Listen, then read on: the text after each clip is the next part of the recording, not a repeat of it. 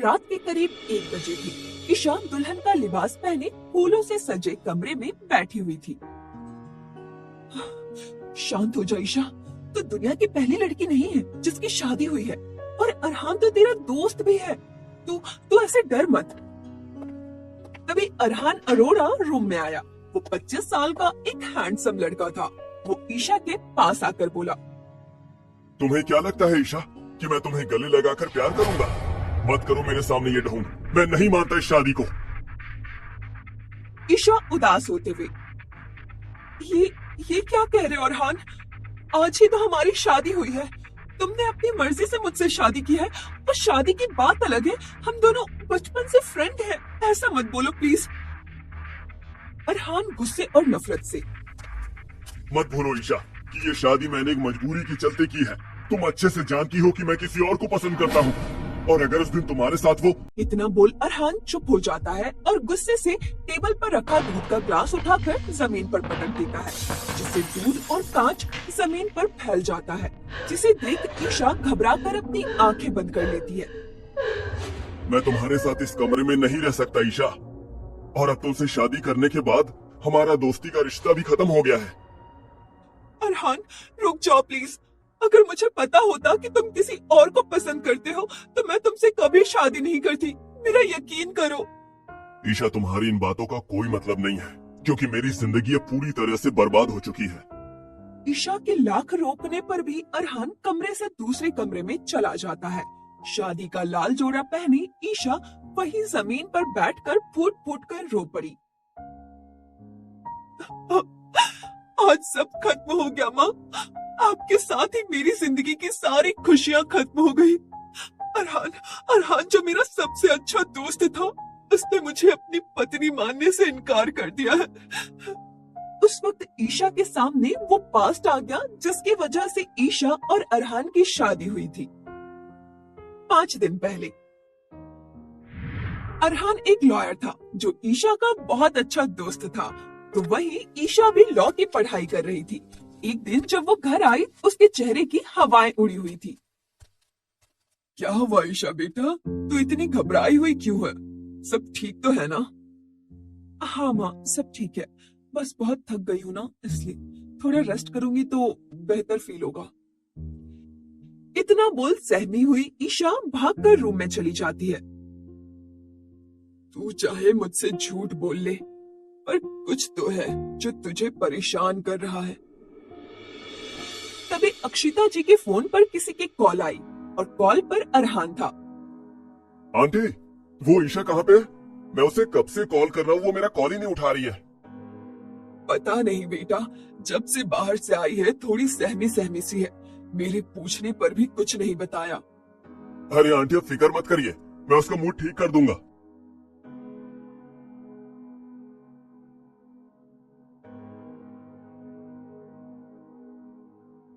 ऐसे ही कई दिन बीत गए। हमेशा हंसने बोलने वाली ईशा चुपचाप और डरी हुई रहने लगी। एक दिन जब ईशा घर लौट रही थी, तभी किसी ने उसे अपनी गाड़ी में खींच लिया, जिसे देख ईशा बहुत डर गई, क्योंकि गाड़ी में शहर का सबसे पावरफुल गुंडा शिवांग सहगल था। ये क्या हरकत है? गाड़ी रोकिए। आप मुझे कहाँ ले जा रहे हैं? पहले ये बता कि तूने किसी को कुछ बताया तो नहीं ना, और अपनी उस माँ अक्षिता को कुछ बताया क्या?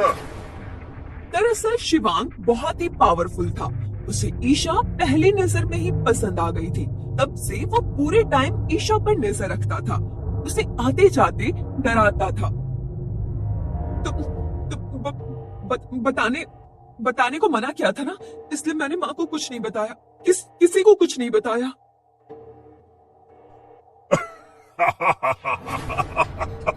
बहुत खूब, बहुत खूब, लड़की समझदार है तू। और हाँ, इसी बात पर तेरे लिए खुशखबरी, कल शाम 6 बजे बालाजी मंदिर आ जाना। और हाँ, अगर नहीं आई ना तो तुझे तेरे घर से उठवा लूंगा। हम दोनों कल ही शादी करेंगे। क्या शादी? नहीं नहीं, मैं तुम जैसे गुंडे से शादी नहीं कर सकती। मेरी बात ध्यान से सुन लड़के, कल अगर तूने मुझसे शादी नहीं की ना तो तू और तेरी माँ दोनों अपनी जान से हाथ धो बैठेंगे। अब तू कल दुल्हन बनेगी, वो भी सिर्फ और सिर्फ मेरी। चल अभी मेरे लोग तुझे घर ड्रॉप कर देंगे। बहुत सारी तैयारी भी तो करनी है ना शादी की। शिवांक ईशा को उसके घर छुड़वा देता है। इतने दिन से ईशा जो सब कुछ अकेले बर्दाश्त कर रही थी, उसकी माँ को देख उनके गले लगकर फूट फूट कर रो पड़ी। क्या हुआ बेटा, तुम ऐसे रो क्यों रही हो, बताओ मुझे। माँ वो शिवांक सहगल है ना। शिवांक सहगल? वो तो इस शहर का सबसे पावरफुल गुंडा है, उसके सामने कोई नहीं टिक पाता। पर तू उसके बारे में क्यों बात कर रही है? माँ, कल वो मुझसे जबरदस्ती शादी करने वाला है, मुझे उससे शादी नहीं करनी, वो आपको मार देगा ऐसा बोलकर मुझे ब्लैकमेल कर रहा है। माँ मुझे बहुत डर लग रहा है। ईशा फूट फूट कर रो रही थी। ये सुनकर अक्षिता का सर घूमने लगा और कुछ ही पल में वो बेहोश होकर गिर पड़ी, जिसे देख ईशा चीख पड़ी। माँ क्या हुआ आपको? माँ होश में आओ, अभी आपको हॉस्पिटल ले चलती हूँ। जैसे तैसे करके ईशा अक्षिता को हॉस्पिटल लेकर जाती है। तभी ईशा ने अरहान को कॉल किया। अरहान, वो माँ की तबीयत बहुत खराब है, तुम फौरन सिटी हॉस्पिटल आ जाओ। ईशा तुम बिल्कुल भी फिक्र मत करो, मैं बस 10 मिनट में पहुंच रहा हूँ। अगले कुछ ही मिनट में अरहान हॉस्पिटल पहुंच गया। ईशा भागकर अरहान के गले लग गई। ईशा, आंटी को क्या हुआ? डॉक्टर ने कुछ बताया? अच्छा ठीक है, तुम फिक्र मत करो, आंटी बिल्कुल ठीक हो जाएंगी। तभी आईसीयू का दरवाजा खुला और डॉक्टर बाहर आ गए। बताए ना डॉक्टर, माँ को क्या हुआ है, वो ठीक तो हो जाएंगे ना? माफ कीजिए मिस ईशा, अक्षिता जी को हार्ट अटैक आया है और यह हार्ट अटैक इतना मेजर था कि उनकी जान के लिए रिस्की हो गया है। वो सिर्फ कुछ ही मिनटों के मेहमान है। बेहतर यही होगा कि आप अंदर जाकर उनके अंतिम पलों में उनके साथ रहें। क्या अंतिम पल? ये क्या बकवास कर रहे हैं? मैं अभी माँ के पास जाती हूँ, कुछ नहीं होगा उन्हें। ईशा और अरहान दोनों भागकर जैसे ही अंदर पहुंचे तो ईशा फूट फूट कर रो पड़ी। अरहान बेटा, मेरी बेटी के तुम सबसे अच्छे दोस्त हो। कल को शिवांक सहगल मेरी बेटी ईशा के साथ जबरदस्ती शादी कर लेगा और मेरी बेटी को उससे कोई नहीं बचा पाएगा। मैं तुम्हारे हाथ जोड़ती हूँ, तुम ईशा से शादी कर लो। क्या शादी? ये आप क्या कह रही हैं? अगर शिवांक ईशा को परेशान कर रहा था तो उसने या आपने मुझे क्यों नहीं बताया? मेरे पास समय बहुत कम है,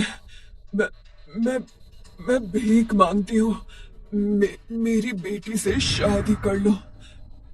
तुम दोनों मुझे वचन दो कि आज अभी इसी वक्त शादी करोगे। दो वचन दो मुझे। अगर ये शादी हो गई तो वो शिवांक कुछ नहीं कर पाएगा। थोड़ी देर में अक्षिता जी की सांसें रुकने लगी और एक ही पल में अरहान और ईशा ने शादी के लिए हाँ बोल दिया। हम वचन देते हैं कि हम ये शादी करेंगे। हम वचन देते हैं हम ये शादी करेंगे। ये सुनकर अक्षिता के चेहरे पर सुकून छा गया और दूसरे ही पल उनकी आंखें हमेशा के लिए बंद हो गई और ईशा बेहोश होकर अरहान की बाहों में झूल गई। किस ओर जाएगी ये शादी? क्या अरहान कभी ईशा को अपनी पत्नी मानेगा?